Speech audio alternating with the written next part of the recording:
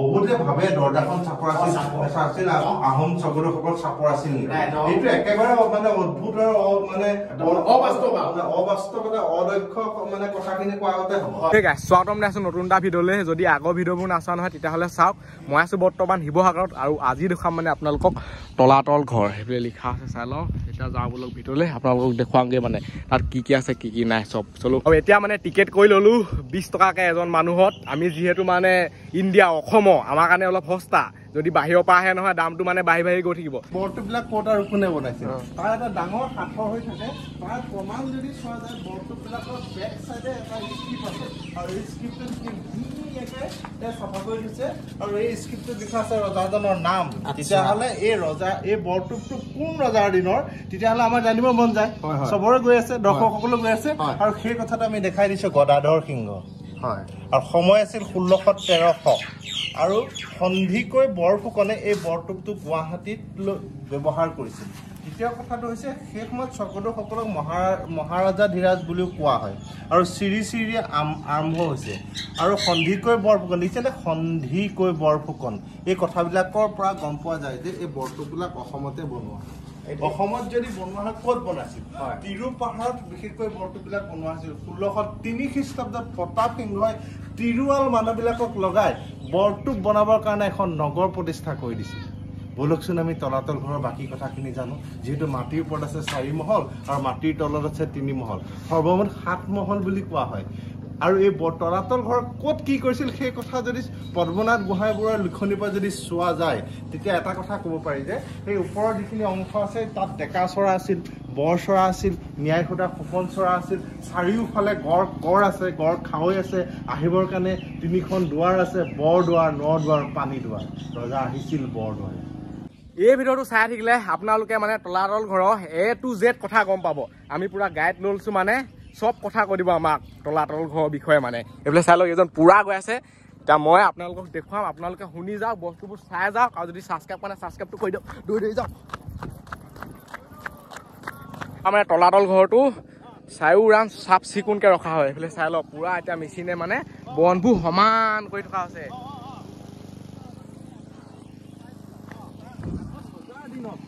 আহিছিল, ঘোঁৰাত উঠি আহিছিল, দোলাত আহিছিল, এই সকলোবিলাক ব্যৱস্থাবিলাক সেই সময়ত এখন ৰাজধানী আছিল আৰু আমি সেই ৰাজধানীখনতে আছো আৰু এই ৰাজধানীখনৰ নামেই হৈছে ৰংপুৰ। কিন্তু এই তলাতল ঘৰটোৰ যিটো ষ্ট্ৰাকচাৰ সেই অসমীয়া গৃহবিন্যাস আৰ্হিৰে বনোৱা হয় আৰু তাৰ যদি প্ৰমাণ যদি চাব বিচাৰে প্ৰথমে যদি চাই যে এই ডিজাইনটো যদি আঁতৰৰ পৰা তুমি ধুনীয়াকৈ দেখাই দিয়া এইটো দেখিবা এখন শৰাই এনেকে দুৱাৰমুখত এনেকে যে থৈ দিছে সেই শেপটোত বনোৱা আছে। বুজিছেনে? আমাৰ শৰাই বুলি ক'লে কিমান এটা মৰ্যাদা আছে। শৰাই বুলি ক'লে সমাজখনৰ আৰম্ভণি, শৰাই বুলি ক'লে আমাৰ যিটো পৰম্পৰাৰ আৰম্ভণি, এই বস্তু এই শেপটো ইয়াত সাধাৰণতে দেখা পোৱা যায় আৰু এই শেপটো চবচোন দূৰৰ পৰা এনেকে এনেকে এনেকে এনেকে বস্তুটো আছে আৰু এইটো হৈছে প্ৰথম ষ্টেপ। আমি এতিয়া ওপৰলৈ লাহেকৈ উঠি যাওঁ। আমি ওপৰ ভাগলৈ উঠি আহিলো। এই অংশবিলাক যে দেখিছে এই অংশবিলাক শাল কাঠৰ খুঁটাৰ চিন আছিল। এইবিলাক দেখিছেনে? শাল কাঠৰ খুঁটাৰ চিন, অৰ্থাৎ কাঠৰ খুঁটাৰ চিন। শাল কাঠ বুলি এইকাৰণেই কোৱা হয়। এই খুঁটাবিলাক এনেকৈ ধুনীয়াকৈ এনেকৈ এইডোখৰ এই খুঁটাবিলাক এনেকৈ লাইন হৈ এনেকৈ ধেনুগুৰিয়া হৈছে দেখিছেনে? হয়, ধেনুখন এনেকৈ টানি পেলাই এইডোখৰত যিডাল গুণডাল এনেকৈ যে টানে সেইটো ষ্টংকাৰ। অৰ্থাৎ এই টাই ভাষাত এই পজিশ্যনটোক কয় টাংকক। আমি এই টাংককত উপস্থিত আছোঁ আৰু এই যে অংশটো দেখা পাইছা এই অংশটো হৈছে ডেকাচৰা। এই বস্তুবিলাক যে দেখিছা এইবিলাক এনেকৈ এই ওপৰৰ যিটো অংশ আছে এই অংশটো সাধাৰণতে বৰচৰা বুলি কোৱা হয়। এইটো গোটেই দেখোন ন আৰু এই বৰচৰাখন দেখিছে এনেকৈ ভেলু ঘূৰিয়াকৈ দিয়ে কাঠৰ চলঙীয়া দিছে কাঠৰ চলঙীয়া তাৰমানে আৰু এই ড্ৰেইনেজ চিষ্টেম আছে আৰু এইবিলাক খুঁটাৰ চিন আছে। এইবিলাক খুঁটাৰ চিন আছে আৰু এইটো ড্ৰেইনেজ চিষ্টেম আছে। চ' আমাৰ পূৰ্বপুৰুষসকল কিমান এটা কিমান ইঞ্জিনিয়াৰিং ক্ষেত্ৰত আগবঢ়া আছিল তাৰ এটা উদাহৰণ হিচাপে মই দি দিব বিচাৰিছোঁ। সাধাৰণতে আমাৰ যিবিলাক আজি যেনেকৈ দপ্তৰ থাকে দপ্তৰ থাকে সেই সময়ত ফুকনটো এটা বিশেষকৈ দপ্তৰ বুলি ক'ব পাৰি সাধাৰণতে 21টা যিটো মানে দপ্তৰ সাধাৰণতে ন্যায় সদা ফুকন পানী ফুকন নাও বৈচা ফুকন সেই যিটো পদবী সাধাৰণতে ইঞ্জিনিয়াৰিংটো চাবৰ কাৰণে এজন বিশেষ বিষয়া থাকে আৰু সেইজনে লিখা মেলাও কৰে ইঞ্জিনিয়াৰিংটো কেনেকৈ হ'ব ষ্ট্ৰাকচাৰ কেনেকৈ হ'ব সেইজনে হৈছে চাংৰু ফুকন আৰু চাংৰুং ফুকনৰ লিখনিত ইয়াত পূবা পশ্চিমাকে এই ওপৰচোৱাত কিমান আছে উত্তৰা দক্ষিণাকে কিমান আছে আৰু ইয়াত কিমান ইটা লাগিছিল কিমান হাঁহকণী লাগিছিল কিমান মানে গুৰ লাগিছিল কিমান সেই সময়ত কনষ্ট্ৰাকশ্যন বস্তু লাগিছিল সেইবিলাক ডিটেইলছ পোৱা যায় কোনো ডাইনেষ্টিত সেইবিলাক ষ্ট্ৰংকে লিখা সাধাৰণতে পোৱা নাযায় আৰু সাধাৰণতে এই ডাইনেষ্টিটোত সাধাৰণতে ইঞ্জিনিয়াৰিংটো যে ছেপাৰেটকৈ লিখিছে ভাবকচোন পূৰ্বপুৰুষসকলে কিমান এটা সমল আমাৰ কাৰণে থৈ গৈছে আৰু আমি বৰচোৱাতে আছো এই বৰচোৱাত এদিন ৰাজসভা বহিছিল এই বৰচোৱাতে সাধাৰণতে গণ্যমান্য ব্যক্তিসকল বহিছিল সাহিত্যৰ কাৰণে সেই সময়ত কবি শেখৰ ভট্টাচাৰ্য হৰিবংশ পদ নামৰ কাব্যখন এই বৰচোৱাত পাঠ কৰিছিল তাৰপৰি ৰজা ৰাজেশ্বৰ সিংহ নিজেও এজন কবি আছিল সেইকাৰণে তেওঁক কবি শিৰোমণি বুলি কয় তেওঁ কিছুমান ৰাগ আকৃতিৰ কবিতা তেওঁলোকে লিখিছিল যেনে শাৰদ পূৰ্ণিমা হিমকৰ বদনী এনেকৈ বহুত ধৰণৰ ৰাগ ৰচনা কৰিছিল তেখেত বহুত মানে সাংস্কৃতিক ক্ষেত্ৰত বহুত মানে আগবঢ়া কিছুমান কাম কৰি থৈ গৈছে তেওঁ ভাওনাক এটা বিশেষ মৰ্যাদা প্ৰদান কৰিছে যিহেতু তেওঁ ভাওনা কেইবাখনো নিজে বচন লৈছিল ৰজা হৈ চাওকচোন আৰু সেই বৰচোৱাত আমি আছোঁ এসময়ত অসমৰ গোটেই শাসন ব্যৱস্থা এই বৰচোৱাৰ পৰা চলিছিল এই ৰংপুৰ নগৰৰ পৰা চলিছিল ৰুদ্ৰসিংহৰ শাসনকালত ৰংপুৰ ৰাজধানী প্ৰতিষ্ঠা হৈছিল সেইকাৰণে শিৱসাগৰৰ পুৰণি নাম হৈছে ৰংপুৰ আৰু আমি সাধাৰণতে ৰংপুৰীয়া ডেকা বুলি ক'লে ভাল পাওঁ বুলি কোৱাৰ লগে লগে ৰজাজন কোন আহিল ৰাজেশ্বৰ সিংহ সময় কেতিয়া আছিল 1751 to 69 ইয়াত দুৱাৰ আছিল নে নাই যদি দুৱাৰ আছিল তাৰ অৱশেষৰ কিবা চিন আছে নেকি আমি দুৱাৰবিলাক দেখা আজি কিয় নাপাওঁ সেইবিলাক যদি আমি চাওঁ ইয়াৰ দুৱাৰ থকাৰ চিন আছে এই বস্তুবিলাক যে দেখিছে দেখিছে এইখন এনেকৈ ধেনুবুৰীয়াকৈ থৈছে এই ৱালটো কাটি থৈছে আৰু এইফালে যে দেখিছে সেই ৱালটো লাহেকৈ কাটি থৈছে দেখিছেনে সেনেকৈ কাটি পেলাই বস্তুটো থৈছে তাৰমানে দুৱাৰখন এনেকৈ এইটো বস্তুৰ লগত এনেকৈ জাপ খাই যাব আৰু দুৱাৰখন মানে ৰাস্তাটো বহলকৈ ৱালৰ লগত লিপিক খাই থাকিব ইঞ্জিনিয়াৰিংটো চব আৰু এই বস্তুৰ লগত এই হাইটটো মিল আছে ওপৰৰ লগত মিল আছে অৰ্থাৎ জাপ দুৱাৰ আমি সেই দুৱাৰেদি এনেকৈ আহিছোঁ এই যে পথ এই পথটোকে মন্ত্ৰণা পথ বুলি কোৱা হয় বিভিন্ন সময়ত মন্ত্ৰণা দিব লগা হৈছিল যুদ্ধৰ সময়তে হওক দেশৰ ইমাৰ্জেঞ্চিৰ সময়তে হওক বা নিজৰ জাতীয়তাবোধৰ ক্ষেত্ৰতে হওক সেইটো চক্ৰদাস সিংহই কৈছিল মোৰ পূৰ্বপুৰুষসকলেই বৈশ্যতা স্বীকাৰ কৰে মই কিয় কৰিম সেই ধৰণৰ কথা ৰাজপ্ৰসাদৰ পৰা কৈছিল এসময়ত অসমত সেই সময়ত তেনেকৈ বৰ অসম জাতি একত্ৰিত কৰিছিল এনাজৰীয়ে বান্ধিছিল চাওকচোন সেই স্বৰ্গদেউসকলৰ ৰাজপ্ৰসাদ আমি তলাতল ঘৰৰ মন্ত্ৰণা কক্ষত উপস্থিত আছোঁ আৰু বহু ব্যক্তিয়ে আৰু সেইবিলাকৰ বস্তু বুলি কোৱা আমি এইফালে ওলাই যাওঁ মন্দিৰভাগ আগফালেকে বনোৱা আছে এই ভাগ মন্দিৰ ন আচ্ছা এইটো আগফালেকে বনোৱা হয় সোমাই যাওঁ যিটো বেছ দেখা পাইছে অক্টাগোনাল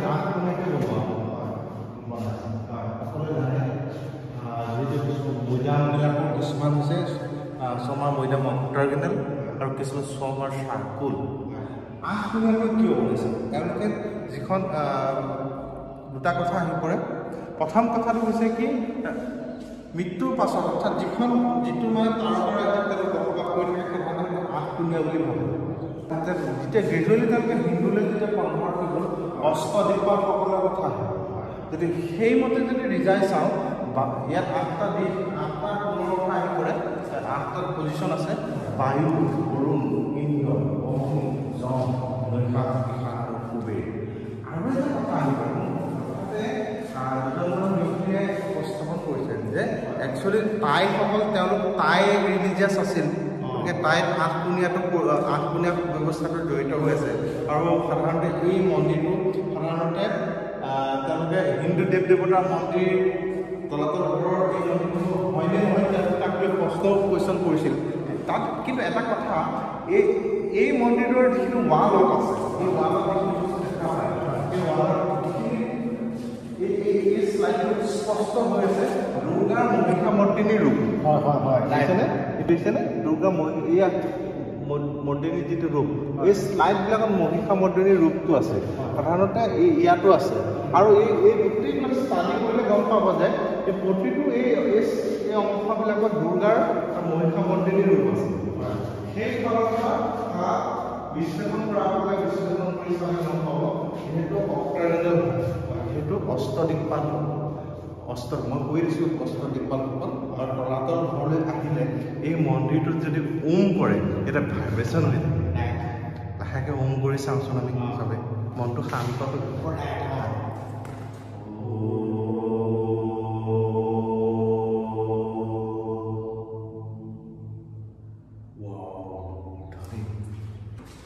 আৰু এই মন্দিৰ ভাগত মানে যিকোনো যদি এটা আপুনি মাত উলিয়ায় বা বুলি এনেকৈও কয় নহয় ভাইব্ৰেশ্যন টাইপৰ বস্তু এটা হৈ যায় বুজিছেনে বিশেষকৈ এই দুৱাৰখনৰ এটা বিশেষ নাম আছে বুলি ক'ব খোজে বহুতে কমলাবৰীয়া দুৱাৰ বুলি কয় আচ্ছা যিটো পূৰ্বপুৰুষৰ পৰা আমি পৰপুৰুষৰ মান শুনি পেলাই আহিছোঁ আৰু এইটো হৈছে কাৰেং ইয়াতে মানুহ এটা সময়ত হেৰাইছিল ইয়াত এটা সময়ত নাই মাটিৰ ওপৰত আছিল 4 মহল এটা সময়ত ইয়াৰ পৰা সুৰংগ আছিল মাটিৰ তলত 3 মহল আছিল আমি প্ৰথমে যিখিনি এতিয়া আছে আমি সেই আগৰখিনিটো বিচাৰি নাপাওঁৱে আমি প্ৰথমে ওপৰলৈ গৈ চাওঁ তাৰ পাছত আমি তলৰ অংশটো চাওঁ সেই দুৱাৰখন যি লাহেকৈ বেকাকৈ বনাইছে দেখিছেনে বুঢ়ীয়াকৈ বনাইছে দেখিছেনে কিবা এটা ফিলিং যেন ৰয়েল এটা জেগা যেন কিবা এটা হেৰি হয় এই কথাটো ইয়াৰ লগত জড়িত হৈ আছে আৰু ইয়াত মানে আগতে মানুহে আছিলে আকৌ দেই সেইফালে চাই লওক যদি অকলে অকলে আপুনি ঘূৰি ফুৰে নহয় এতিয়াও সেয়াহে যাবলৈ আছে আৰু ওপৰৰ পৰা মানে ভিউটো চাই লওক হয়তো চাইডে সোমাই দিব লাগিব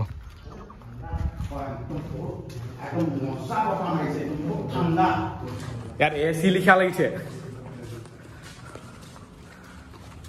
আমি ইয়াৰ পৰা ন্যায় সভা ফুকন চৰা ইয়াৰ পৰা আছিলে এইটো হৈছে বৰ চৰা আৰু যে সেই সময়ত যুদ্ধলৈ যাওঁতে যে একে ৰাতিৰ ভিতৰতে যে কবচ যে বনাই দিয়ে সেই কথাবিলাক যে আছে এই যিটো চলজাৰ যিটো মানে যুদ্ধৰ যিটো সাজ পিন্ধি থকা অসমীয়া সৈন্যজনৰ বিষয়াজনৰ এই বস্তুবিলাক দেখিলে সন্মুখ ভাগৰ যিটো ডিজাইন ষ্টাডি কৰি পেলাই বিশেষজ্ঞসকলে কৈছিল যে এইটো যিটো আৰ্মুৰ কবচ যে বনাই সেই তাৰ লগত একে ৰিলেটেড এটা বস্তু এটা পিন্ধি আছে আৰু দ্বিতীয় কথাটো চুৰিয়া পিন্ধন শৈলীটো বহুত ভাল বহুত মানে ধৰি লওক একদম পুৰা যেন ষ্ট্ৰং যেন একদম পুৰা যুদ্ধ কৰিম তেনেকুৱা মানে দেখা পোৱা গৈছে আৰু টাঙলিখন এইটো চাইডে বান্ধি থোৱা আছে সেইবিলাক যে যিটো চাপকন যিটো চোলা পিন্ধিছে ডিঙিৰ যিটো কাটিং যিটো ব্যৱস্থা যেন একদম পুৰা এনেকে আছে তেনেকে থকা বস্তুটো দেখা পোৱা যায় এইবিলাক বস্তু চালেহে অনুভৱ কৰিব দ্বিতীয় কথাটো হৈছে এইবিলাক শামুকৰ বাকলি আছে দেখিছেনে মাটিমাহ গুড় মেথি বেল শিলিখা চূণ এই বস্তুবিলাক দিহে বনোৱা হৈছে আৰু এতিয়া আমি এইটো চাইডলৈ আহিছোঁ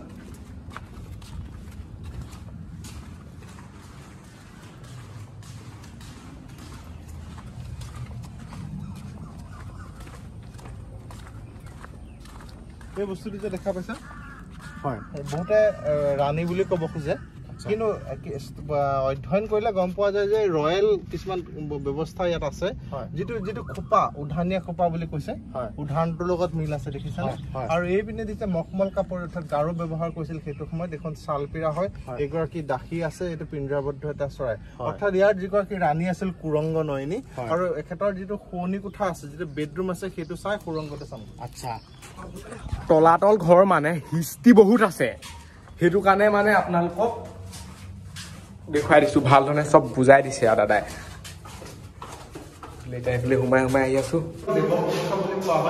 আৰু ইয়াৰ ডিজাইনটো যদি চোৱা যায় ফ্ৰণ্টৰ পৰা এনেকৈ ল'লে এইটো ডিজাইনটো গম পাব এই যিটো আমাৰ অসমীয়াৰ যিটো মানে ভোগজৰা বা ভোগজৰা মানে যিটো শৰাই আহিটো ওপৰৰ পৰা এনেকৈ ঢাকন কৰি যিটো ভোগজৰাটো ৰখা হয় সেই বস্তুবিলাক ইয়াত দেখা পোৱা যায় মানে অসমীয়া গৃহবিন্যাস কাৰণে আৰু এইবিলাক দেখিছে আৰু এইবিলাক চন্দ্ৰকলা বুলি কোৱা হয় তলাতল ঘৰ কি হয় ই এটা ৰাজপ্ৰাসাদ হয় আৰু তলাতল ঘৰ কি হয় বুলি যদি প্ৰশ্ন কৰা আকৌ ক'ব পাৰি এটা ফৰ্ট হয় দুৰ্গ হয় চাৰিওফালে গড় খাও এইবিলাক আছে আৰু তাৰ মাজতহে ৰজা আছিল ৰাজপ্ৰসাদ বনাই ইয়াত যে দৰ্জাবিলাকৰ কথাটো যদি চোৱা যায় সাধাৰণতে ব'ডাউন হয় হয় ৰাইট ৰজা ঘৰলে আহিলে তুমি এনেকে নতকি হ'ব লাগিব সেই কথাটোৱে ইয়াৰ লগত জড়িত হৈ আছে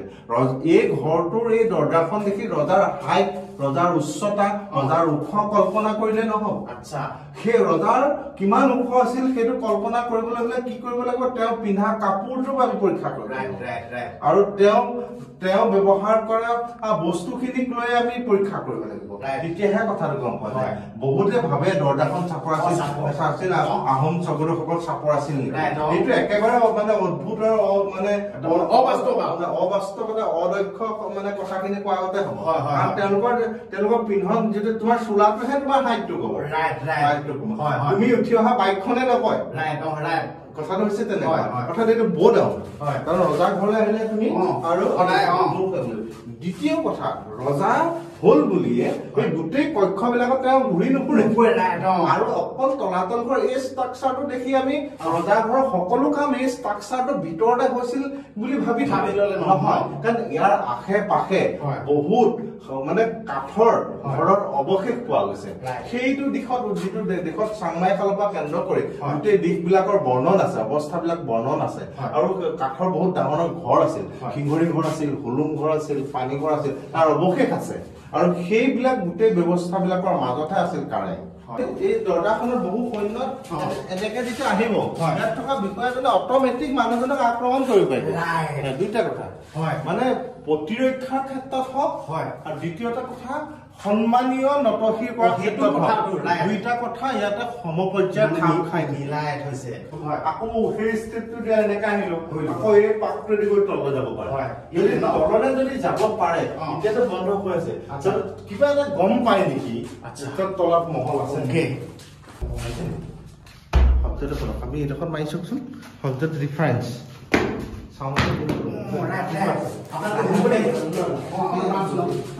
এনেকে দিছো পকেট কৰিলে বেয়া বস্তুখিনি তলতে আছে গম পায় বুৰঞ্জীয়ে মিছা কথা নকয় আমি আজি তলৰ মহল বিলাক যাব নোৱাৰিলো বুলি তলাতল ঘৰত তলত মহল নাই বুলি ক'ব নোৱাৰো দ্বিতীয় কথাটো হৈছে ASI পৰীক্ষা কৰিছিল পৰীক্ষা কৰি কিন্তু সব জেগাত তলাতল ঘৰৰ মহল আছে সেইটো ধৰা পেলাব পৰা নাই এটা কথা প্ৰমাণ হ'ল যে কি বুলি কয় যিটো স্কেন কৰিছিল স্কেন কৰোঁতে ইয়াত যিবিলাক তলৰ কক্ষবিলাক পুট খাই আছে পুট খাই থকাৰ কাৰণে তলৰ কনষ্ট্ৰাকশ্যন আছে নাই মানে ধৰিব পৰা নাই কিন্তু এটা কথা ঠিক এই যে এই অংশতে মাউট এটা শব্দতে খালি যে হৈছে তাত তাৰমানে কি তলত হোল আছে যদি তলত হোল বা কোঠালি বা ৰুম আছে তাৰমানে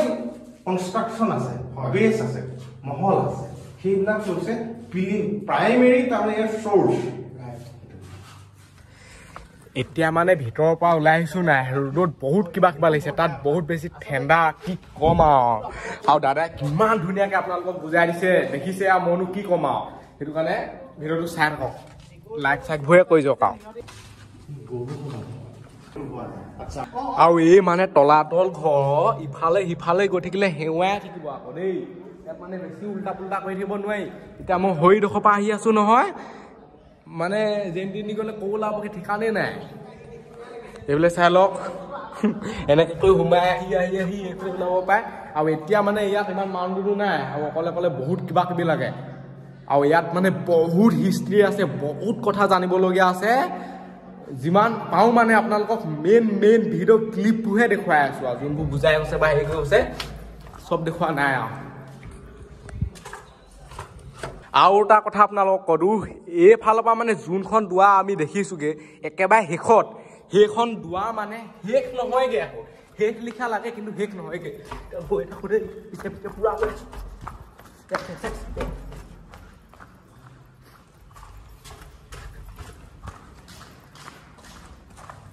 পুৰা আহি পাই গ'ল সেই দুৱাৰখন আগৰ দিনৰ মানে ৰজাবোৰে কিমান টেকনিকত বনাইছে চাওকচোন এইফালৰ পৰা আহি এইডোখৰত শেষ লিখা লাগিছে এইডোখৰত খুন্দা মাৰিছে আকৌ এইফাল পৰা মানে এইটো চাইডেদি সোমাই দিব লাগিব এনেকৈ কৈ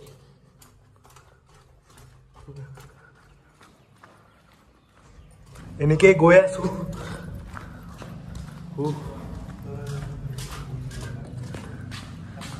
17 বছৰ 7 মাহ 21 দিন এই ৰজাজনে ৰাজত্ব কৰিছিল আৰু শেষত আমি এটা ইলুশ্যন দেখাওঁ সেই ইলুশ্যনটো দেখাই আমি শেষ কৰিম বলক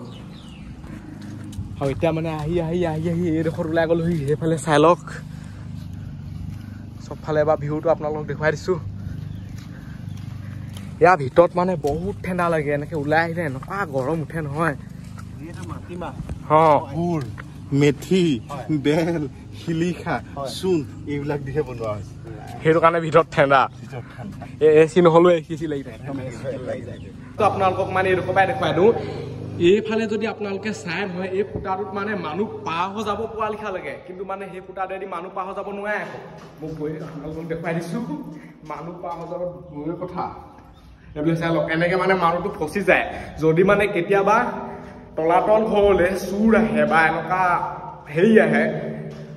এইটো জেগাত সোমাই যাব ন সেইটো জেগাত সোমাই যোৱা মাত্ৰকে মানে সি ভাবিব কি এইফালে পলাব পাৰে কিন্তু যেতিয়া ওচৰলৈ যাব নহয় পলাব নোৱাৰে মানুহটো ফচি যাব মানে সেইটো চিষ্টেমত টেকনিক লগাই পেলাই আগৰ দিনৰ ৰজা মহাৰাজাই তেনেকৈ বনাইছিলে মানে কিমান তেতিয়াহ'লে হেৰি লগাইছে তেতিয়া ভাবকচোন 1228 খ্ৰীষ্টাব্দত আহিছিল 1253 ৰাজধানী পাতে 1268 তেওঁ মৃত্যু হয় চুকাফাৰ এতিয়া কথাটো হ'ল যে চুকাফাৰ জন্ম কেতিয়া হৈছিল 1228 গম পালোঁ আগৰ ডোখৰ কি আগৰ চুকাফা 1189 মানে চুকাফাৰ জন্মৰ তাৰিখটো মানে হেৰি কৰা হয় ধৰা হয় চুকাফাৰ তেওঁ চুবিনফা চুংখাংফা চুংখিয়াংফা চতুফা টাওখাংফি চুৰাংফা চুজাংফা চুফকফা চুচেনফা চুহনফা চুপিমফা চুহুংমুং চুকলেংমুং গোবৰজা ল'ৰা ৰজা গদাধৰ সিংহ ৰুদ্ৰসিংহ শিৱসিংহ প্ৰমত্ত সিংহ ৰাজেশ্বৰ সিংহ লক্ষী সিংহ কমলেশ্বৰ সিংহ যোগেশ্বৰ সিংহ পুৰন্দৰ চাওকচোন 600 বছৰ যিমান পাওঁ আপোনালোকক মানে তলাতল ঘৰৰ বিষয়ে কিছুমান তথ্য দিবলৈ চেষ্টা কৰিলোঁ দাদাজনৰ সহায়ত কি বুজি পালে কি বুজি নাপালে ক'ব নোৱাৰো মই এতিয়া মই দেখুৱাই দিওঁ আপোনালোকক মানে এনেই আৰু একবাৰ এইফালে চাই লওক এইটোৱে হৈছে তলাতল ঘৰ বহুত এটা হেৰি ক'বলৈ গ'লে আৰু হেৰুৱা ঘৰ ক'ত সোমাই দিলে ক'ত ওলাই যাব মানে একো পাত্তাই নাপাব এতিয়া এইটো চাইডে সোমাই যাওঁ এনেই এপাক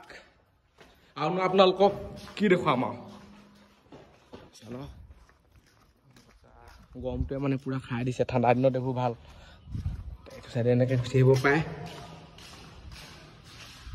ৰজা মহাৰজাৰ ঘৰ ন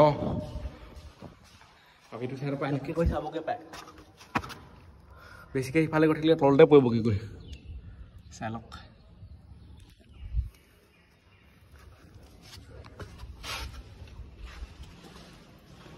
এইটো হৈছে মানে আগৰ দিনৰ ৰজা মহাৰজাৰ ডাষ্টবিন ইয়াত মানে পানী বটল হওক খোৱা বস্তু হওক কিবা কিবি মানে ইয়াত পেলাব পাৰে আৰু বহুতে য'তে ত'তে পেলাই থৈ গুচি যায় এইটোত পেলাবহি লাগে এইফালে চাই লওক এই ভিডিঅ'টো ইমানতে সামৰিছোঁ আজিলৈ বাই লগ পাম অন্য ভিডিঅ'ত বাই বাই টাটা বহুত বেছি গৰম এইফালৰ পৰা চাই লওক পুৰা মানে চোলা তোলা খুলি ল'লোঁ এতিয়া স্পৰ্টিং পিন্ধি আছোঁ ওপৰত এখন ৰুমাল লগাই লৈছোঁ বাই বাই আৰু যদি ছাবস্ক্ৰাইব কৰা নাই ছাবস্ক্ৰাইবটো কৰি দিয়ক ইমান কষ্টকৈ ইমান গৰমত ভিডিঅ' বনাই আছোঁ